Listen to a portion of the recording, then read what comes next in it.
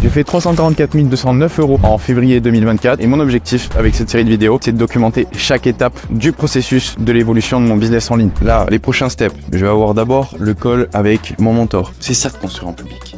C'est ça, faut être transparent dans la vie. Alors, des remises en question, aux doutes, jusqu'aux victoires. Donc je continue les unboxings les amis, parce que là on est vraiment sur une série, on est sur de la dopamine. Je vous partage tout de A à Z de la manière la plus authentique. J'ai démarré mon activité entrepreneuriale il y a un peu plus de 3 ans maintenant et l'évolution a été très rapide sur les 6 derniers mois. Je suis passé de 0 à plus de 300 000 € par mois de chiffre d'affaires collecté et je vais vous expliquer en détail comment est-ce que je m'y suis pris sur le mois de février pour atteindre ces résultats.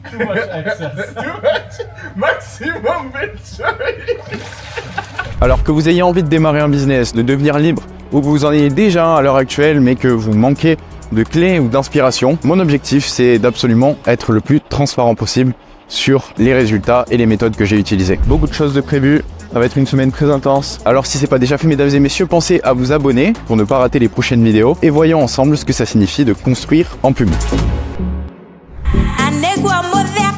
Et pour commencer ce nouvel épisode, j'ai eu l'honneur de recevoir Théo Rossi chez moi à Dubaï. Il a passé 24 heures dans ma vie et on a fait énormément de choses sur la journée. Faut savoir que Théo, il a une formation dans laquelle il aide des personnes à devenir copywriter. Ce qui fait qu'on a sympathisé et lorsqu'il m'a annoncé qu'il venait sur Dubaï, il fallait absolument qu'on collabore ensemble. En fait, moi je suis convaincu que le truc marche parce que ça a marché pour moi. De base. À 100%. Pendant 2 ans, j'avais fait des trucs de coaching en ligne. Je sais que voilà, c'est possible d'en vivre. Alors, tu vois, moi, je ne promets pas aux mecs de devenir millionnaire. Pas du tout mon truc. Je leur dis par contre que 5 000 € par mois, avec une offre à plus de 1 000 €, c'est pas déconnant, tu vois. Genre, vraiment, c'est hyper accessible. Après avoir fait connaissance autour d'un bon jus d'orange, Théo m'a rejoint pour ma session de Muay Thai. Je me suis mis au sport de combat cet été et depuis, j'en ai fait une habitude avec des entraînements 3 fois par semaine. Là, on est parti pour la taille, mon gars. Hey, stand up guy on 10 toes.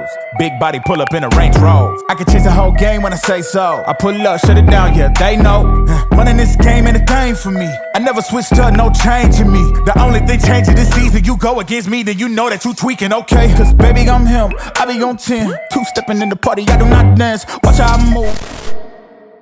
Yes, du coup, on se retrouve à la table du chef devant mon ordi et je vais préparer le sans permission qu'on va avoir cet après-midi. C'est moi qui suis en charge de trouver les idées, d'organiser un petit peu la structure du podcast en amont. Voilà, je vais faire ça pendant quelques minutes, finaliser et après on va partir. Je viens de faire la préparation de sans permission, je vais vous faire un petit room tour de chez moi pour que vous puissiez voir à quoi ça ressemble et vous inspirer. Donc là, on a le petit coin cuisine.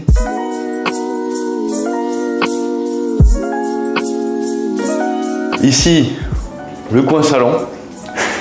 C'est pas ultra grand, mais bon, ça suffit en vrai. C'est un bedroom. Ce qui est le plus stylé, c'est la vue. C'est pour ça que j'ai pris cet appart. L'année dernière, Yomi il vivait dans la même tour. Et à chaque fois, on allait faire les podcasts chez lui. Il vivait un peu plus haut, au 77e ou au 75e. Et à chaque fois, je regardais cette vue et j'étais là. Putain, c'est stylé quand même. J'aimerais trop vivre dans un appart comme ça. Cet été, j'ai eu une opportunité. Il y avait un appart un peu moins cher, non meublé. Donc je l'ai pris. Je paye, pour vous donner un ordre d'idée, autour de 10 000 € par trimestre. Donc avec les meubles et tout, ça revient autour de 4 000 € par mois. Et voilà, donc là j'ai ma petite station bureau avec la vue inspirante derrière.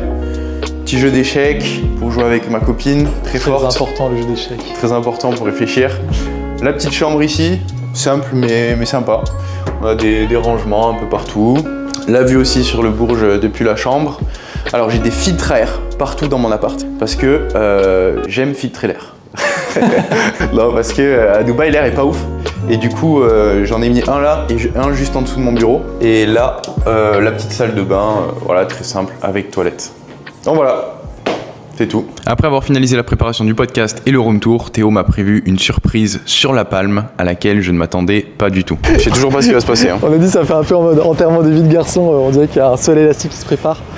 Mon gars, on va faire un petit tour en hélico. Non. Oui. Stylé. Ça va ? Ah, c'est une bonne idée. C'est une très bonne idée.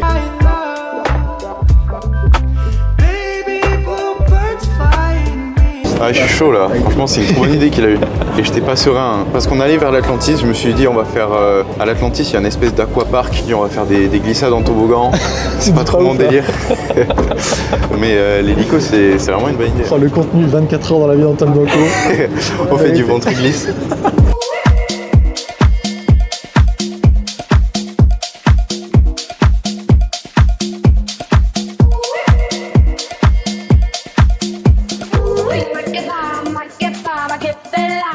gotta get a ooh, make it fun, makes my body dance for you. Ooh, make it fun, make it fun, make it bella. Gotta get a ooh, make it fun, makes my body dance for you. Bon, est-ce que la surprise, c'était cool? La surprise était incroyable. Alors je m'attendais à ce que ça soit bien, j'étais agréablement surpris quand il me l'a annoncé, et c'était encore mieux à quoi je m'attendais. Donc franchement très très bonne surprise, on s'est régalé, la vue était incroyable, le pilote nous a fait kiffer un peu, il a fait des virages assez ardus.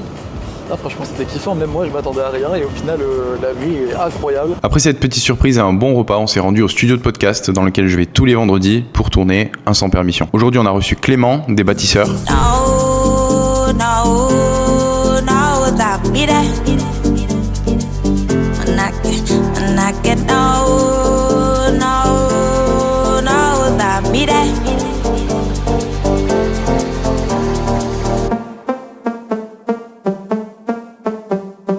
Et après le podcast, on a décidé de finir la journée en beauté avec un petit foot organisé avec plein d'entrepreneurs qui vivent sur Dubaï. T'as kiffé ou pas?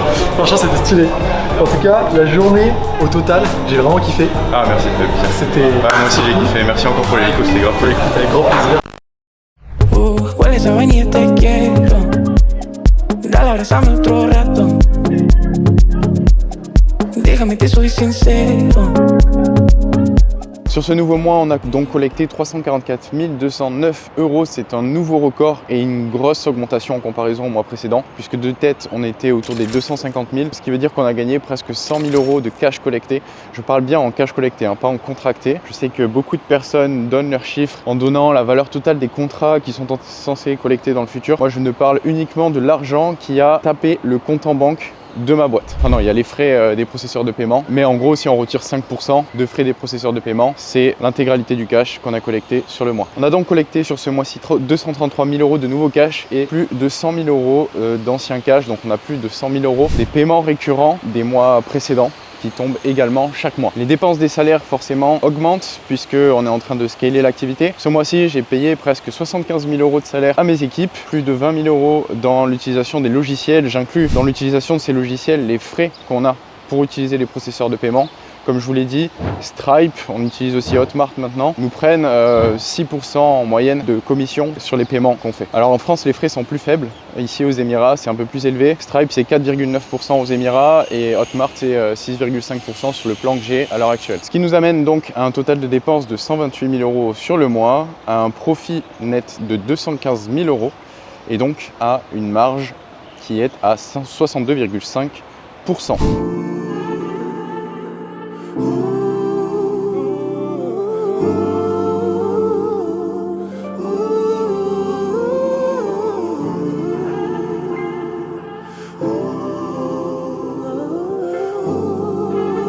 Bien le bonjour les amis, aujourd'hui c'est une journée spéciale, je m'envole pour Paris de nouveau, beaucoup de choses de prévues, ça va être une semaine très intense, je vais vous filmer tout ça, on est parti ensemble, let's go.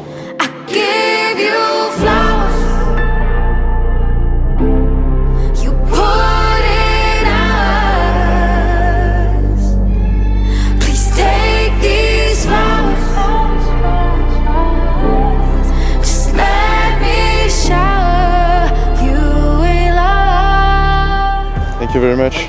Have a good day. Bye. Donc il est autour de 8h30. J'ai mon vol à 11h de prévu et je devrais arriver autour de 16h à Paris heure locale, donc 19h à Dubaï. Je me suis réservé un petit hôtel, j'ai un planning assez chargé à Paris avec beaucoup de choses à faire, donc j'ai hâte, ça va être vraiment une bonne semaine.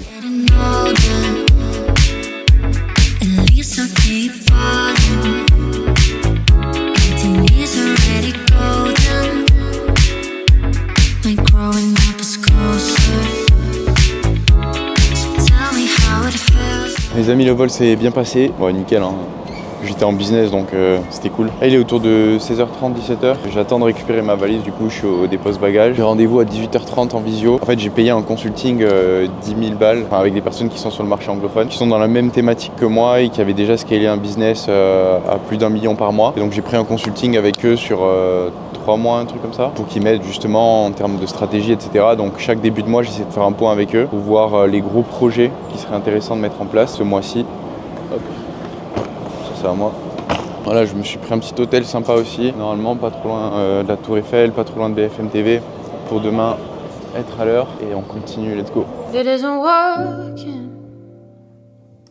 I'm a tidal wave of question marks and you're just surfing, leaning into me like it's a knot. It's so crazy lately. You just understand my feelings, make me see I'm capable. Ok, donc bien arrivé. Là, les prochains steps. Je vais avoir d'abord le call avec mon mentor. Ensuite, je vais préparer mon interview de demain matin que je passerai à BFM TV. J'ai reçu pas mal de questions, je vous les montrerai tout à l'heure. L'hôtel est pas trop mal placé, je suis entre BFM TV et la Tour Eiffel. Enfin bon, il y a quand même pas mal de distance entre les deux, mais bon.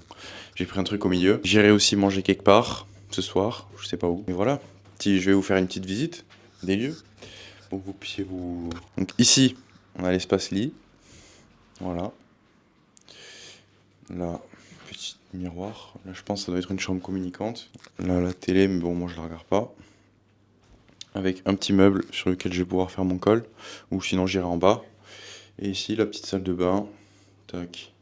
Très bien, hein. Franchement, nickel chrome. Je suis au top.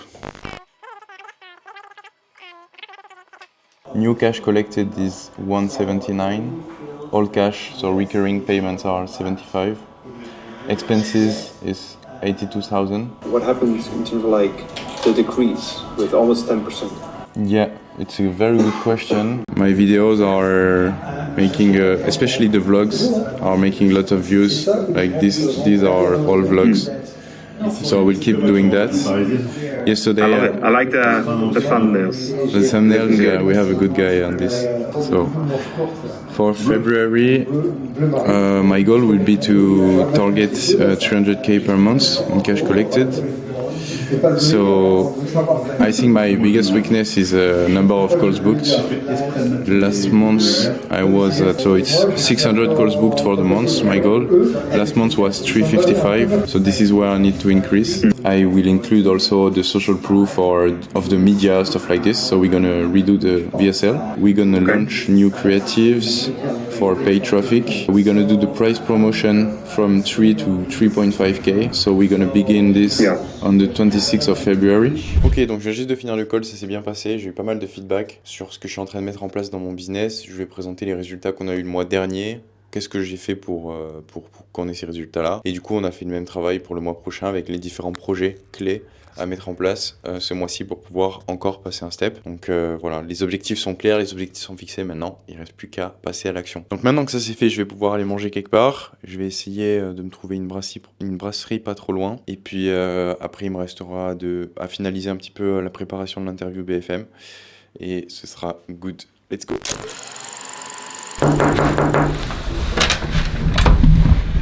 Salut Antoine. Salut la team. Ça va?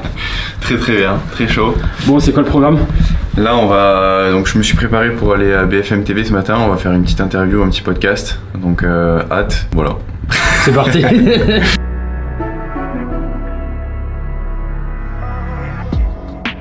Salut Antoine. Salut Ludovic, ça va? Enchanté. Ça va Lucas? Ça va et toi? Ça va Hector? Ça va Thibaut? Vous me suivez? Ouais. Allez, tac. Tu vas pas en loge maquillage Antoine? Moi je vais y aller par contre, c'est important. Okay. Donc aujourd'hui je me suis rendu aux locaux de BFM TV pour tourner un podcast sur l'entrepreneuriat chez les jeunes. J'ai démarré mon business à 20 ans et l'idée c'était d'échanger sur les avantages, les inconvénients qu'on peut avoir en entreprenant aussi jeune. Si vous cherchez la version complète du podcast, vous pouvez rechercher le podcast des indépendants sur Spotify. Et à partir du moment où mes parents ont divorcé, mon père a perdu son travail dans la foulée et on n'arrivait plus à rembourser les dettes qu'on avait. On avait contracté des crédits à la consommation et donc c'est à partir de ce moment-là que je me suis rendu compte de l'importance de faire de l'argent et que j'ai commencé à chercher des alternatives. Je devais avoir 12-13 ans, c'est à ce moment-là que j'ai commencé à avoir la dalle pour faire de l'argent, que j'ai commencé à lire des livres de développement personnel, à aller à la salle de sport. Que tu voyais tes parents galérer. C'est ça. C'est la transition en fait, le changement de style de vie parce qu'on a dû revendre notre maison, on a déménagé dans un endroit très petit, je dormais dans un studio avec mon petit frère dans le même lit, ma mère elle dormait sur le canapé, donc cette phase-là, elle m'a profondément marqué, elle m'a motivé, elle m'a donné les crocs en fait et elle m'a fait prendre conscience de l'importance de l'argent. Bon, c'était comment? Bien. Ouais. T'as trouvé que j'étais comment? Moi je trouvais que tu me mets la pression là. Non, j'ai trouvé que t'étais bien. Ouais. T'es bien répondu et je le dis que t'avais donné un peu plus de valeur quand même que les autres sur des exemples sur ton expérience. Ouais. Tu vois? En fait, c'est ça le truc dans des interviews comme ça, faut essayer de vachement ramener les choses à à des anecdotes, à du storytelling, parce que autrement les gens, tu leur donnes des conseils mais ça a pas de valeur, ça a pas de contexte, alors que si tu parles de ce que tu as vécu et que tu le mets derrière, tu l'appuies avec des conseils derrière, ça a beaucoup plus de poids. En fait, je trouve que tu vois, ça fait la parfaite comparaison entre des conseils trop standardisés qu'on donne en France, mais qui du coup en fait vont pas forcément toucher une personne parce que ça se trouve tu connais pas son histoire perso. Et là, le fait que toi tu ramènes ton histoire perso à chaque fois en donnant du coup des conseils, je trouve que ça matche plus. Ouais, top. Bah cool, tant mieux, j'espère que ça va plaire. Ça sortira bientôt. Bientôt.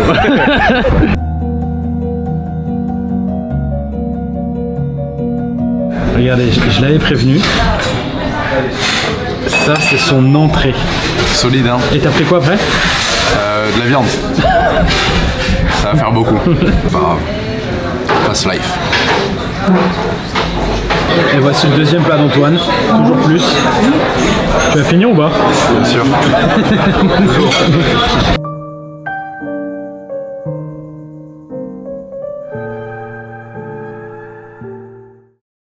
Le lendemain matin, je me suis rendu en courant à la salle de sport. C'était pas très difficile de me lever avec le décalage horaire. Comme je vous l'ai dit, en ce moment j'essaie de progresser en boxe et je travaille beaucoup sur mes déplacements. Donc j'ai enchaîné les exercices pour développer des appuis plus rapides et être beaucoup plus mobile. Retourner à Basic Fit, ça m'a rappelé mes premières vidéos que je tournais à la salle de sport en 2021. C'était pas évident à l'époque parce que je me pointais avec mon trépied et ma caméra, tout le monde me regardait un petit peu bizarrement. Si tu veux développer tes pectoraux, tu es obligé de connaître la différence entre les différentes variations de ce même exercice. Et c'est dans ces petits moments que je mesure le chemin qui a été parcouru au cours des dernières années.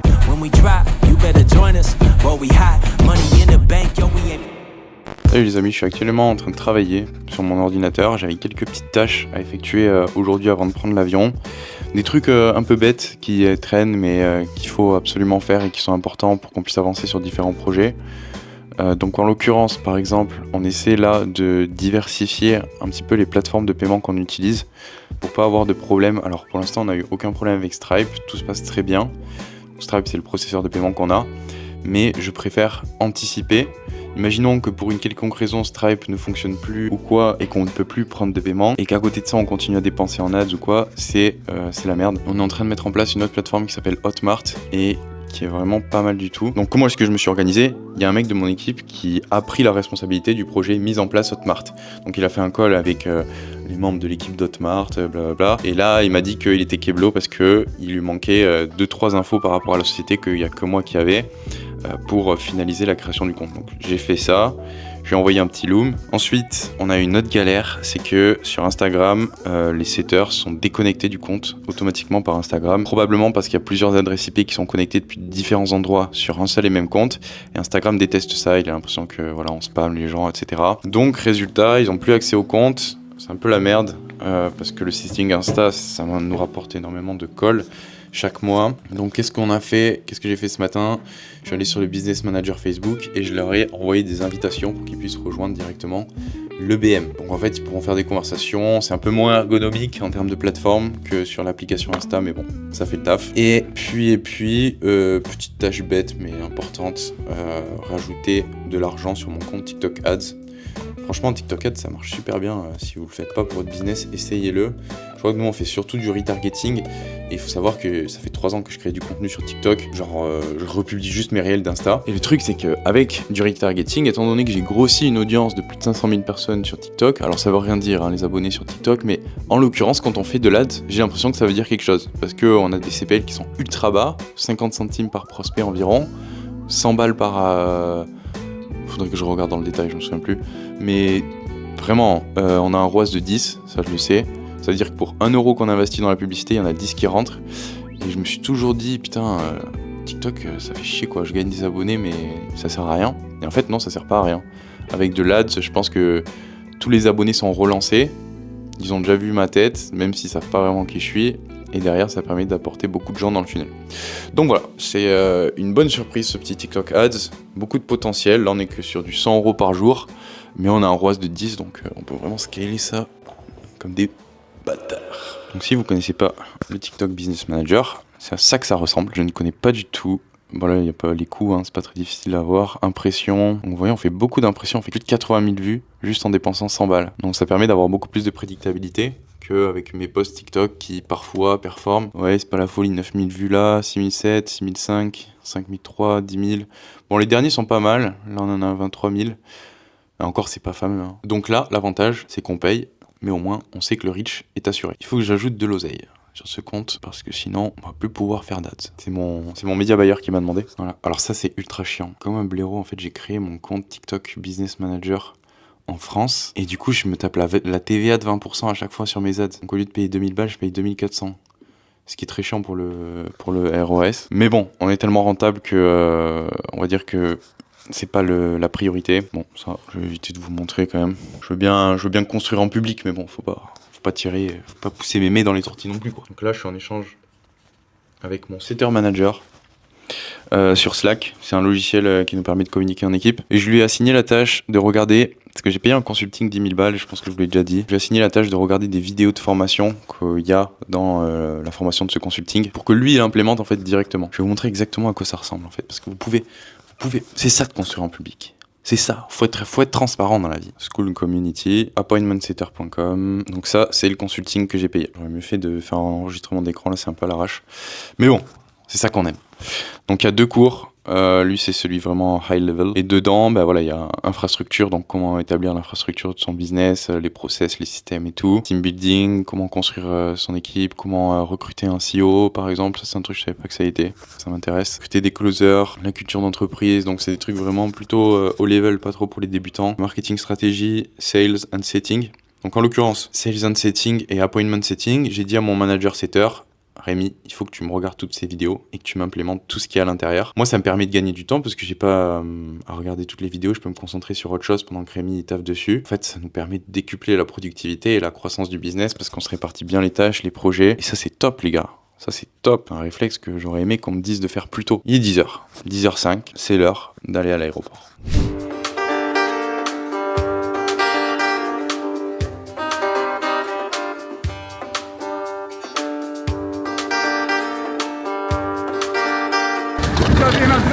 Vous avez changé. Ouais, en fait, j'ai mis Charles de Gaulle et ça m'a mis Charles de Gaulle étoile et moi je voulais aller à l'aéroport. Ah ouais, non, pas sur la question. J'ai un vidéo à récupérer tout à l'heure, je veux juste savoir où. Ah, non, c'est bon l'aéroport? Non, c'est pas là, je peux.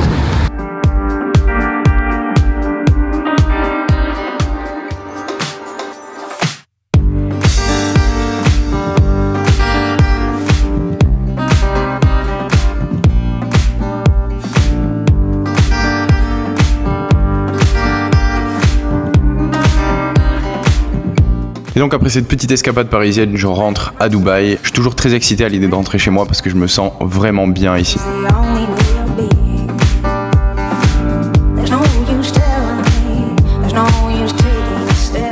Alors si vous vous demandez où je suis actuellement à DIFC, qui est un quartier de Dubaï, c'est le quartier des finances, Dubai International Financial Center. J'adore venir ici me balader, c'est à peut-être 5 à 10 minutes à pied de mon appart. Et comme vous pouvez le voir, le cadre est très agréable, il y a beaucoup de verdure. Il y a le musée du futur que vous reconnaissez peut-être juste derrière moi. Donc je trouve que c'est un super endroit pour vous tourner cette petite vidéo. Alors si on rentre un petit peu plus dans le détail des résultats, ce mois-ci on a effectué précisément 132 ventes, là où le mois dernier on en avait effectué 125, donc il y a une bonne progression. On a reçu 227 appels, là où le mois dernier on en avait reçu un petit peu plus, 242. On a booké 322 appels, là où le mois dernier on en avait booké aussi un petit peu plus avec 355. On a par contre le nombre de leads qui a bien augmenté puisqu'on est passé de 6327 en janvier à 8861 en février. Alors quelles sont les conclusions à tirer de ces chiffres? Pourquoi est-ce qu'on a une baisse du nombre de calls bookés tout en ayant une augmentation du nombre de prospects de manière générale? Sur ce mois de février, on a augmenté les budgets pubs, ce qui fait qu'on a eu beaucoup plus de trafic froid, de trafic payant qui est rentré dans le funnel. Mais qui dit trafic froid dit aussi personnes moins qualifiées, personnes moins engagées,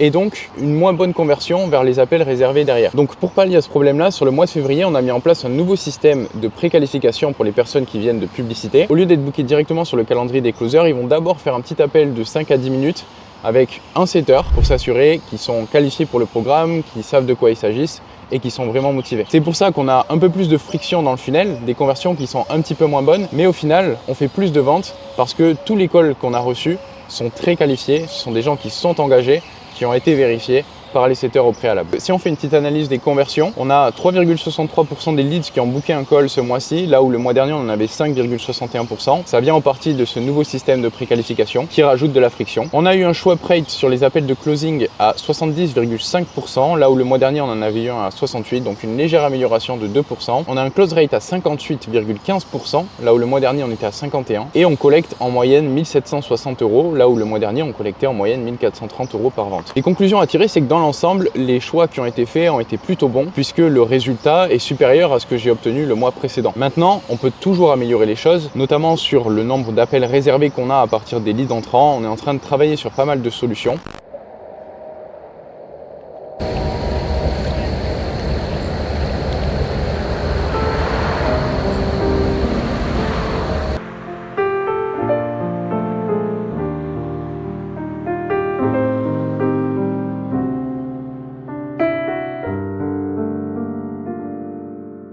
Est-ce que tu peux me raconter un peu ta journée d'aujourd'hui, Antoine? Aujourd'hui, je me suis levé autour de 9h parce qu'on est rentré assez tard hier avec l'avion, on s'est endormi autour d'1h. J'ai bossé un peu sur ce que je vais dire lors de ma présentation ce soir justement.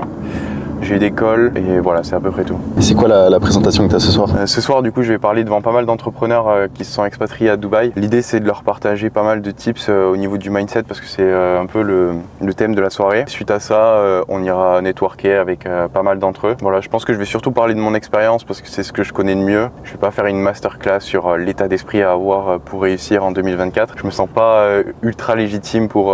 J'ai fait beaucoup de travail sur le mindset, mais je pense que c'est mieux que je parle de mon expérience et de ce qui m'a servi avec des exemples concrets pour que les gens puissent s'en inspirer et tirer une ou deux leçons qu'ils puissent implémenter.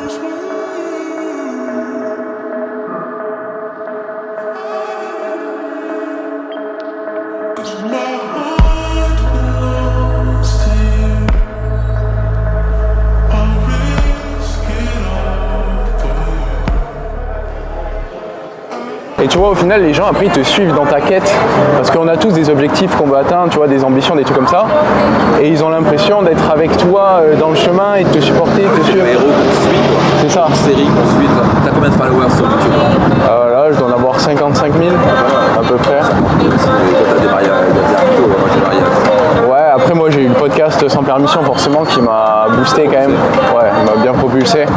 Donc ça a aidé. Anciennement business plutôt, t'étais plutôt sur... Là j'étais fitness avant et maintenant je suis purement business. Ouais. Purement aider les coachs et les consultants à développer une offre. Ouais, c'est ça. T'as cartonné avec le truc et puis... Ouais, j'ai fait 2 ans dans le fitness.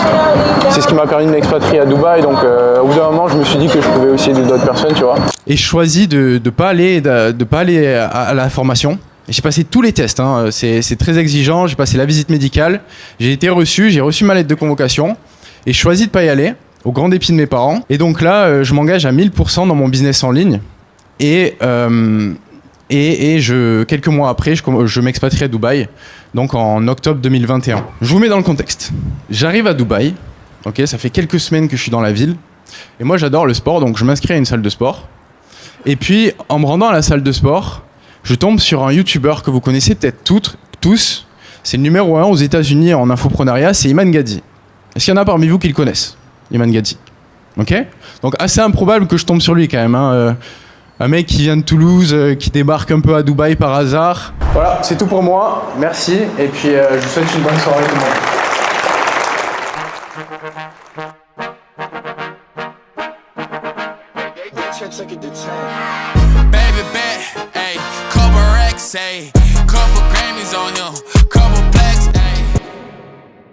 On va voir la répartition à la fois sur la partie organique et sur la partie paid ads des nouvelles ventes qu'on a effectuées sur ce mois-ci pour que vous puissiez vous rendre compte de ce qui marche le mieux pour moi à l'heure actuelle. Instagram, ça représente 50% des ventes, plus de 50% des ventes qu'on effectue, puisqu'on a effectué 52 ventes ce mois-ci sur ce réseau social. LinkedIn, ça représente 2% des ventes organiques qu'on a effectuées, on a fait 2 ventes. Les mails représentent 13%, YouTube représente 29% et TikTok organique représente 4%. Donc pour bien comprendre, ça c'est uniquement sur la partie organique, c'est-à-dire la création de contenu comment est-ce qu'on fait à partir des impressions qu'on fait, du contenu gratuit, de la valeur qu'on peut apporter pour tout simplement convertir le trafic vers des offres payantes. Alors aujourd'hui, je crée du contenu sur la plupart des plateformes qui existent, mais il faut bien se rendre compte que j'ai pas démarré comme ça. Il y a 3 ans, je me suis concentré sur un seul type de format, c'était le format short. Je publiais à la fois sur Instagram et sur TikTok des conseils d'entraînement essentiellement, puisque je m'entraînais depuis que j'avais 16 ans à l'époque, ça faisait 4-5 ans, et j'avais eu des bons résultats, donc je partageais gratuitement pas mal de valeurs. Et c'est comme ça que petit à petit, j'ai réussi à construire une audience autour de ma passion et j'ai réussi à la monétiser avec un système au fur et à mesure du temps. Maintenant, au plus mon business s'est développé, au plus je générais de profit et donc au plus je pouvais réinvestir dans des équipes pour pouvoir déléguer pas mal de tâches et donc petit à petit accroître mon impact et accroître le volume d'action que je peux avoir, notamment en publiant du coup sur plusieurs plateformes. Ce que je vous recommande de faire, donc si vous démarrez et que vous êtes seul, c'est de vous concentrer sur une seule plateforme et d'essayer de créer le meilleur contenu possible. Une fois que vous avez quelque chose qui fonctionne, commencez par déléguer la partie montage, c'est ce qui vous prendra le plus de temps, de manière à ce que vous puissiez vous concentrer uniquement sur la génération d'idées, les scripts et la partie tournage. Hello guys, on est vendredi soir. Alors, hier soir, j'étais, pour le contexte, en train de parler sur scène à Mage, devant pas mal d'entrepreneurs. Et aujourd'hui, qu'est-ce que j'ai fait de particulier? J'ai bossé sur mon ordi, sur la préparation du podcast. On a fait le podcast dans l'après-midi avec Romain Bouvet en invité. Exceptionnel, très intéressant sur le neuromarketing. Et donc là, il est autour de 23h. J'ai dormi un petit peu quelques heures et on va partir prendre l'avion en first class avec Etihad. Donc on a une petite heure de route jusqu'à Abu Dhabi. On part de Dubaï, puisque Abu Dhabi et Dubaï, si vous ne le savez pas, sont 2 villes différentes des Émirats Arabes Unis, qui est le pays dans lequel ces 2 villes sont. Je le dis parce que souvent les gens ne comprennent pas, ils pensent que tout est le Qatar, le PSG, machin. Donc je préfère clarifier les choses pour pas qu'il y ait d'incompréhension. Donc première expérience en first class pour moi. J'ai hâte de voir ce que ça va donner. Et puis je vais vous filmer tout ça les amis. On va voir jusqu'à notre arrivée à Courchevel. Le chalet et tout, pour que vous puissiez être immergés avec nous. On retrouve Yomi normalement tout à l'heure à l'aéroport, puisqu'on sera sur le même vol. Donc c'est parti, let's go.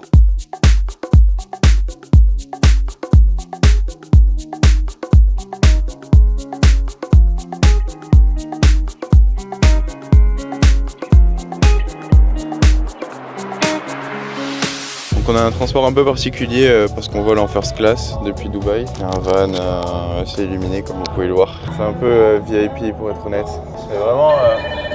Oh shit, j'ai appuyé sur un truc. Yeah. Allô? Abu Dhabi airport, right? Yes. Yeah, Abu Dhabi. Voilà, communication directe avec le chauffeur. Intégré. Ok, là j'ai ouvert la fenêtre. Ça c'est quoi ça? J'ai appuyé sur un bouton.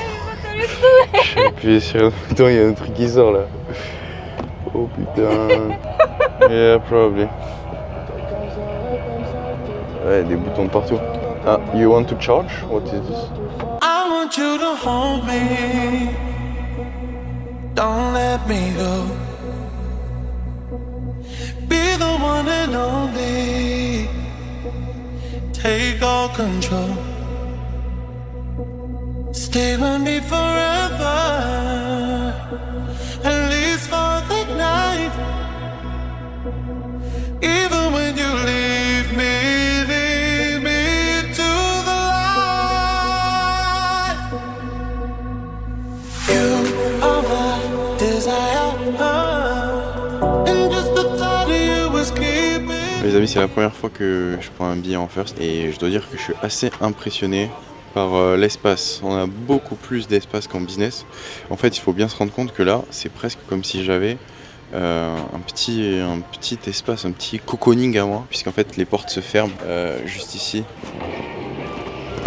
C'est quand même rare de voler en first. Donc voilà, première fois en first. Oula, il y a des trucs qui sautent de partout là. It's opened by accident. Oh. Il y a des... J'ai posé mon coude là et il y a des boissons qui sont sorties. Franchement, le fauteuil est balèze. Je sais pas si vous pouvez vous rendre compte, mais vraiment c'est impressionnant d'avoir autant de place dans un avion. Alors, pour faire un petit découverte des lieux, ici on a une télécommande. Ici, j'ai l'impression qu'il y a des remote control. Hello, we're taking some videos, sorry. No, it's okay, it's okay, it's okay. Thank you. Donc là, j'ai l'impression que c'est pour contrôler les sièges, mais je sais pas si ça fonctionne. Ah, ok, la lumière. Donc voilà, là il y a pas mal de boutons pour contrôler le siège. Là aussi un truc qui s'ouvre, j'ai l'impression. Premium Noise Cancelling Headphone. Donc apparemment c'est un Boeing 787 qu'on prend. Alors ça c'est quoi? Je découvre en live, hein. J'ouvre devant vous ce qui se passe. Alors c'est un casque, je pense pour connecter à la télé. Mais c'est un casque un peu plus ergonomique que ce qu'on peut retrouver, enfin en tout cas sur Air France. Qu'est-ce qu'il y a d'autre? Là il y a un truc. Donc là il faut bien se rendre compte qu'en fait on a la place pour deux, hein, carrément dans ma cabine. Je suis avec ma copine juste en face. Donc c'est vraiment au top du top. On nous a apporté quelques petites boissons. Donc je continue les unboxings les amis, hein, parce que là on est vraiment sur une série, on est sur de la dopamine. On est sur du full dopamine. Chaussettes, je crois. Chaussettes ou masque? Chaussettes et masque. Un gel hydroalcoolique. Une petite crème pour le visage. Quelques produits d'hygiène. Sanitizing wipe. Donc voilà, quelques produits d'hygiène. Alors qu'est-ce qu'on a? J'ai l'impression qu'il y a trop de trucs partout. C'est assez difficile de s'y retrouver. Ils nous ont apporté des petites dattes aussi à manger avec une serviette pour se rafraîchir. J'entends Yomi depuis tout à l'heure qui parle, on entend que lui. Je suis bouché. Du champagne avec des bulles qui vient de France. Can I get one champagne also? Thank you. Donc voilà, hein. La petite serviette pour le visage. Regardez l'artiste là, on entend que toi depuis tout à l'heure. Je sais pas ce qu'il fait. Yeah? So we have a loungewear by friend of mine, exclusively for Etihad Airways, and the seat. Thank you very much. Perfect. Thank you. Donc ils nous ont apporté des outfits, right? Yeah. Ils nous ont apporté des habits, comme un pyjama pour pouvoir se mettre à l'aise. Hein. Voilà. Donc c'est plutôt cool ça. Ça c'est une couette, un petit plaid. Très agréable. La suite du vol s'est déroulée sans encombre. On a volé de nuit, donc j'avais carrément un petit lit pour pouvoir dormir. Et on a atterri au petit matin en Suisse, à Genève.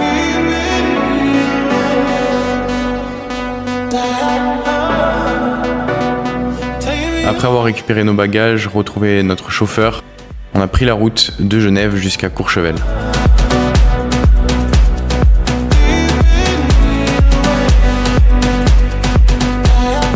Une fois arrivé, le chalet n'était pas encore prêt, donc on est allé acheter des affaires de ski, puisque moi j'avais rien pour le coup.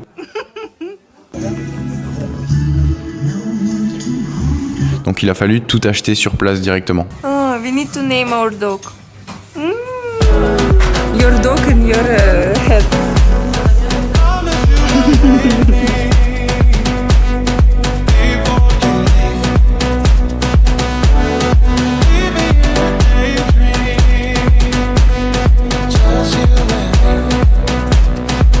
Après nos petits achats, on est allé dans un restaurant à proximité des pistes et on a été rejoint par la suite de notre groupe de potes. Et on vient d'arriver au chalet. Il est incroyable, je vous fais un mini tour du propriétaire. Donc là, petit hall d'entrée, petite peau de vache, miroir. Là, on a une pièce incroyable que je n'avais jamais vue encore. C'est une ski room. Donc le but ici, c'est de pouvoir se préparer pour le ski. Tu laisses tes skis ici, les chaussures. Il y a des petits trucs chauffants là pour éviter qu'elles soient mouillées le lendemain. Si on vient directement ici, nous avons accès directement à une magnifique master bedroom. Les amis, regardez-moi ça. Petite douche. Là, on a une petite couverture en vison. Non, je rigole, bien sûr. On ne tue pas les animaux pour leur fourrure, c'est mal. Ici, nous avons... comment on appelle ça? Un tomahawk. Non, des piochets. Une pioche? Non, une pioche, c'est pour creuser le bois. Ça, c'est des trucs pour grimper, tu vois, genre dans la glace et tout. Des piolets, voilà. Un piolet à l'ancienne. Waouh! Regardez-moi ça, les amis. Bon, alors, pas encore beaucoup de neige. Là, on a des gentlemen qui nous font le jacuzzi en bas, magnifique. On continue, là, bien sûr, la Tour Eiffel, hein, au cas où on se sent un peu français et qu'on se sent perdu à la montagne. Voilà, on peut se rassurer en regardant la Tour Eiffel. Ta-da-da, une magnifique pièce à vivre, belle hauteur sous plafond. Donc ça c'est du Caravaca. Je ne sais pas si tu connais, c'est un designer russe très connu qui n'existe pas et que je viens d'inventer. Ça, apparemment, c'est anti-gueule de bois, c'est pour la récupération. On va tester ça. Voilà, donc là, sur les petites télés, on peut regarder des vidéos d'Antoine Blanco. Après, je vais vous expliquer où est-ce qu'on peut regarder des vidéos d'autres youtubeurs. Et là, on a des guns pour se défendre en cas d'invasion. En haut, vous vous rappeliez, en haut, on regardait les vidéos d'Antoine Blanco sur le petit écran. Ici, sur le grand écran, on peut regarder des vidéos de Yummy Denzel, bien sûr, vous l'aviez deviné. On l'a arraché dernière seconde. Ah ouais. Ouais. En gros, j'ai négocié le truc à 30 000 €. De base, ils ont demandé 40. Ils me disent ok et tout. Je fais ouais, du coup, c'est quoi le numéro de compte quoi, pour payer? Et ils me disent, ils me renvoient rien. Le lendemain, je relance. Ils font ouais, non, désolé, il y a quelqu'un d'autre qui l'a pris. Je fais si je paye 35 000, vous me le donnez. Ils font ok, mais tu dois payer tout de suite. Revolut, bam, je l'ai eu. Ouais, parce que les autres, ils étaient genre, même pour 40 000, t'avais pas un truc mieux que ça quoi. Après avoir pris connaissance des lieux, étant donné qu'on avait un sauna directement dans le chalet, on a décidé de faire de la thérapie de contraste avec du sauna et puis se mettre derrière dans la neige pour se refroidir. On a même pu profiter d'un jacuzzi qui était directement dans le chalet.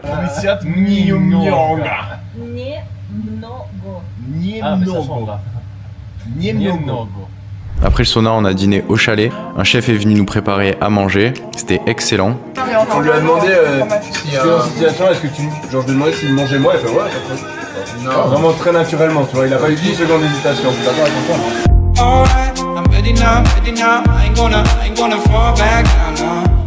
Et après le dîner, on a décidé d'aller à la salle de jeu pour faire une petite activité de groupe sous la forme de jeu de rôle. Tarzan, pole dance, 6 heures. Ah, c'était rapide, hein. It was fun. DJ. Yummy.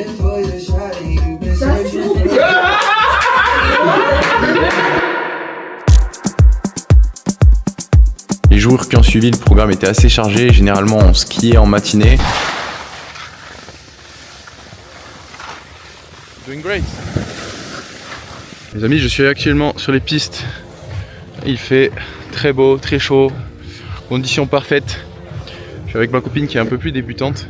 Je sais pas si vous pouvez la voir par là. Elle est là. Et voilà, on se fait des petites descentes. C'est la Saint-Valentin aujourd'hui, donc on se fait ça entre amoureux. C'est très très sympa, les conditions sont vraiment top. On mangeait quelque part à midi, on commençait à faire la fête.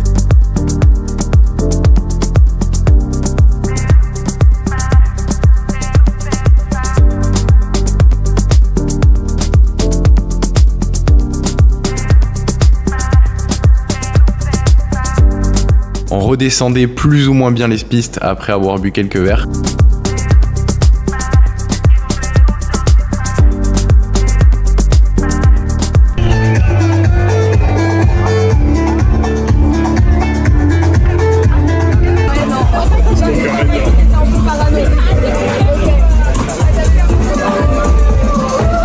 Et on finissait la journée en sortant quelque part le soir.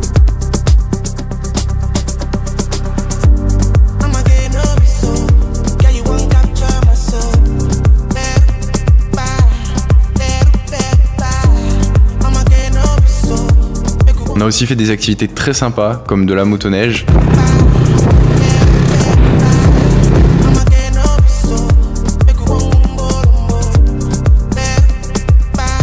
C'était des super vacances qui sont passées beaucoup trop vite.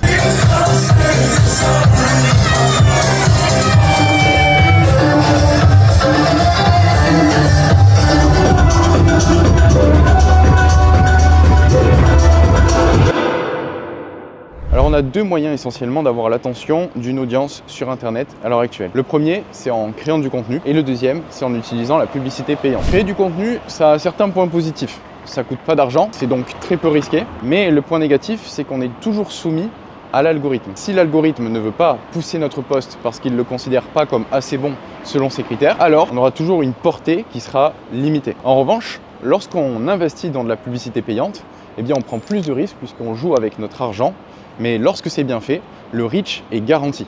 C'est-à-dire qu'on sait que pour un certain montant dépensé, on va avoir potentiellement un certain montant qui rentre derrière. Les deux combinés sont extrêmement puissants puisque la publicité payante nous permet de gagner en visibilité, d'avoir plus de reach et le contenu gratuit nous permet de fidéliser une audience qu'on a pu toucher par l'intermédiaire de nos publicités et de la nourrir en lui apportant de la valeur au cours du temps. Encore une fois, chaque chose en son temps. Si vous démarrez, je vous recommande de commencer uniquement par la création de contenu. C'est vraiment un méta-skill qui vous apprendra à garder l'attention d'un large groupe de personnes sur une durée importante. Et je vous promets que si vous commencez à créer du contenu dès aujourd'hui et que vous restez constant sur 10 ans, votre vie n'aura rien à voir dans une décennie. Donc par rapport à nos paid ads, ce mois-ci, on a investi à la fois sur la publicité Facebook et TikTok. Sur Facebook, on a fait un total de 12 ventes et sur TikTok, un total de 17 ventes. On a généré les 3/4 de nos leads par l'intermédiaire de TikTok. Pourtant, la moitié de nos ventes vient de TikTok. La conversion sur TikTok est moins importante que sur Facebook parce que le trafic est moins qualifié. Il y a beaucoup de jeunes qui sont sur ces plateformes et c'est pas forcément notre avatar client idéal. L'avantage en revanche, c'est que les coûts par leads, c'est-à-dire les coûts par personne qui montre un intérêt pour mon offre sur cette plateforme sont extrêmement faibles, ce qui fait qu'au final, on arrive quand même à faire beaucoup de ventes parce que le reach est très important. Alors ce mois-ci, le ROAS, il est à 5,58. Le profit brut qu'on a généré par l'intermédiaire du trafic payant est de plus de 46 000 € et on a un coût par lead moyen à 1,36 € en combinant la moyenne de Facebook et TikTok Ads. À chaque début de mois, j'ai pris l'habitude de remplir une feuille Notion dans laquelle j'écris tout en haut les KPI avec l'objectif que je souhaite atteindre de chiffre d'affaires sur le mois qui va suivre et donc le nombre de leads qu'on doit générer pour y arriver, le nombre d'appels qu'on doit passer, le nombre de ventes qu'on doit faire. Ça me permet d'avoir de la clarté sur les objectifs que je veux atteindre. Et ensuite, tout ce que j'ai à faire, c'est très simple, c'est de me poser la question: comment est-ce que je peux réussir à booker tant d'appels? Faire ce petit travail de réflexion, ça me permet de prioriser les projets les plus importants que je vais pouvoir mettre en place sur le mois pour avoir un impact concret sur mon business. Et pas réfléchir dans le micro, mais plutôt réfléchir dans le macro. Comment est-ce que je vais pouvoir faire x10? Comment est-ce que je vais pouvoir implémenter quelque chose ou retirer quelque chose ce mois-ci qui me permettra d'avoir un tout nouveau niveau de croissance. En l'occurrence, ce mois-ci, je me suis concentré sur le fait de préparer la promotion sur l'augmentation des prix qui aura lieu en mars. On a recruté un closer de plus, on a recruté plusieurs setters également pour essayer de contacter un maximum de personnes qui rentrent dans notre funnel. Et on a lancé des speed tests sur les funnels payants, c'est-à-dire qu'aujourd'hui, au lieu d'avoir un seul funnel Facebook Ads, on va en avoir deux en envoyant un petit peu d'argent sur chacun des funnels pour avoir un petit peu de trafic sur chacun des funnels. Et on va speed tester chaque semaine une seule chose sur la landing page, c'est-à-dire la première page, la page de présentation, pour voir comment est-ce qu'on peut améliorer en continu les performances qu'on obtient de nos landing pages. Donc l'idée, c'est de faire un test par semaine, assez simple, où on va changer la formulation du titre, on va changer l'image, on va changer une petite chose qui potentiellement peut nous faire gagner quelques pourcentages de conversion. Et lorsqu'on additionne tous ces pourcentages de conversion semaine après semaine, certains speed tests évidemment fonctionnent, d'autres non, et donc on reste sur la version qu'on avait au préalable. Mais lorsqu'on ajoute tous ces petits pourcentages d'amélioration minime, ça finit par faire une grosse différence à la fin de l'année. Et c'est ces petits détails qui ont l'air insignifiants à court terme, mais qui font vraiment toute la différence à long terme pour scaler un business.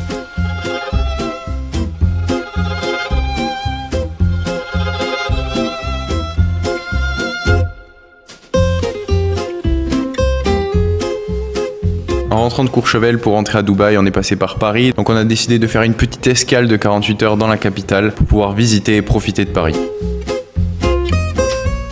On s'est arrêté à Dior pour faire des achats. J'ai offert une paire de boucles d'oreilles à ma copine. Et on a aussi acheté un sac Louis Vuitton pour une de ses amies.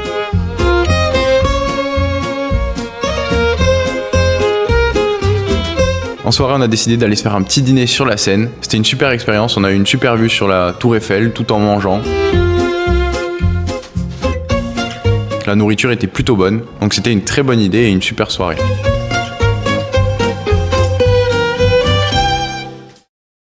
Ce mois-ci s'est déroulé aussi un autre événement assez important puisque j'ai rompu avec ma copine avec qui j'étais depuis 6 mois et que vous avez peut-être déjà vu dans mes vidéos. Alors je ne vais pas rentrer dans les détails mais assez simplement, je pensais que c'était pas la bonne personne pour moi sur du long terme. Ça faisait 6 mois qu'on était ensemble. Je trouvais que c'était un bon moment pour me projeter sur une échelle plus long terme, 10 ans. Toutes les responsabilités qui vont avec et les engagements qui vont avec, le fait de faire une famille, le fait de se marier, tout ça. Et je me disais que même si je me sentais bien à l'heure actuelle avec elle, c'était probablement pas la femme de ma vie.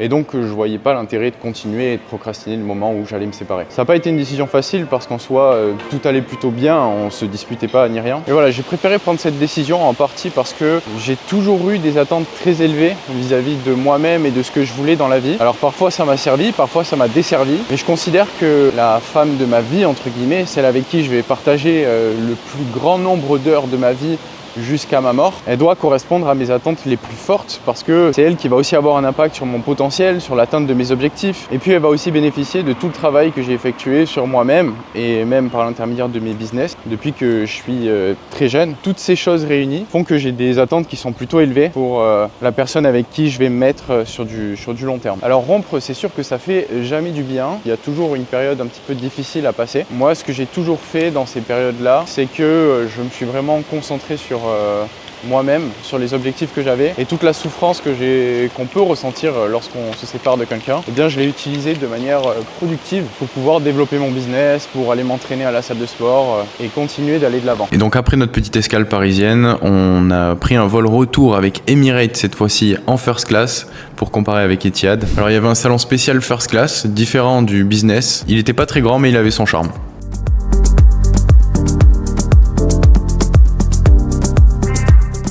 First class, baby. Une fois installé dans l'avion, on a décidé d'aller au bar. Alors moi, c'était la première fois que je prenais un vol avec Emirates de toute ma vie. J'ai eu la chance de le prendre en first class. Et donc on a décidé d'aller servir une coupe de champagne pour fêter ça. Les amis, on se retrouve du coup à l'intérieur de la first class d'Emirates. Comparé déjà à première vue avec celle d'Etihad, elle est un petit peu meilleure. Dans le sens, bon alors, je fais pas du tout le mec qui se plaint ou qui est difficile. Hein. Bien au contraire, je suis déjà extrêmement content d'avoir celle d'Etihad. Mais celle d'Emirates, j'ai l'impression qu'elle est un petit peu plus spacieuse, un petit peu plus grande. Alors c'est peut-être une impression, mais en tout cas ça doit jouer au niveau du design. Elle est vraiment très très belle. Donc pour vous montrer un petit peu, il y a un petit miroir juste là. Il y a un grand écran pour regarder la télé. Là ici, il y a un petit carnet qu'on peut avoir avec un stylo. Ils nous ont mis également un eye mask pour dormir, des produits de beauté juste là qu'on peut prendre. Là il y a tout un tas de choses, j'ai pas exploré dans les détails mais j'ai l'impression qu'il y a du chocolat, des chewing-gums, c'est une caverne d'Alibaba ce truc. Là on a également plusieurs boissons. Ici si j'appuie j'ai une table qui sort, hop, pour pouvoir manger. Voilà. Yeah. Là dedans je vais avoir les écouteurs. C'est un casque quand même high level j'ai envie de dire quand on compare à ce qu'on peut avoir en économie. Bulgari Cosmetic. Cosmétique, Bulgarie. Voilà. Parfum, crème, lotion. Parfum, crème, lotion. Tout ce qu'il faut quand on est sur le point de décoller. Ici on a de quoi faire le lit en fait, hein, avec un oreiller, les draps, tout ce qu'il faut. On peut vraiment s'allonger comme un lit. Ici on a un écran, alors je sais pas si ça se sort, en tout cas ça doit pouvoir contrôler pas mal de choses. Wow, le siège. Dine Lounge Bed. Vous voyez, donc là il y a les différents modes, les lumières. Si je veux contrôler, hop, la petite lumière pour lire, c'est là. La petite table de lampe, c'est là. Seat light. Ah oui, donc ça c'est pour fermer la porte, parce que les portes se ferment. Donc hop, si je fais ça, normalement. Non. Oh, ah oui, d'accord. Ok, donc là j'ai appuyé, ça se lève. Ok. Non, don't break it. Voilà, et là si je rappuie, normalement, ça se baisse. Donc jusqu'ici, ça fonctionne. Privacy light, ça c'est censé fermer la porte je pense, ou alors ça se ferme en manuel. Mais en gros, ici comme vous pouvez le voir, c'est des cabines, donc ça peut se fermer pour avoir la privacy. Là, si je veux, hop, je ferme. Bye bye les boissons. C'est différentes choses, différents boutons pour le siège, j'ai l'impression. Là, il y a des petits rangements. Hop, hop. J'ai l'impression que cet écran-là, c'est une dinguerie. Il doit y avoir plein de trucs. Mais je galère un peu, je suis sûr que ça se sort. Donc là, on vient juste de m'apporter des chaussons avec un pyjama pour me mettre bien.